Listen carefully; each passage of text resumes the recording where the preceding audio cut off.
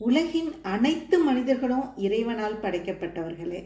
அப்படி இருந்தும் சிலர் உடற்குறைபாடுகளோடும், சிலர் வறுமையிலும், சிலர் நோயுற்றவர்களாகவும் பிறக்கிறாங்க. அதே போல் ஒரு சிலர் செல்வத்திலும், வசதியிலையும், அழகோடையும், ஆரோக்கியத்தோடையும் ஜொலிக்கிறாங்க. இறைவனுக்கு வேண்டியவர்கள் வேண்டாதவர்கள்னு எவருமே கிடையாது.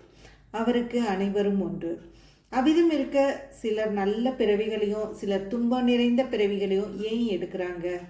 முற்பிறவியில் தர்ம காரியங்களை செய்கிறது, புண்ணிய தலங்களை தரிசித்தல், பித்ரு கைங்கரியங்களை தவறாமல் செய்கிறவங்க, புண்ணிய நதிகளை ஸ்நானம் செய்கிறவங்க, திருத்தல தரிசனம், தாய் தந்தையர் பெரியோர் ஆகியோரையும் பக்தி, பிறர் துயரங்களை கண்டு உதவுறவங்க, அன்னதானம், பசுக்களை ரட்சிக்கிறது, அனாதை பிரேதங்களை சம்ஸ்காரம் செய்கிறது, இது மாதிரி புண்ணிய காரியங்களை செய்யக்கூடிய உத்தமர்கள் நல்ல மறுபிறவியை அடைகிறாங்க.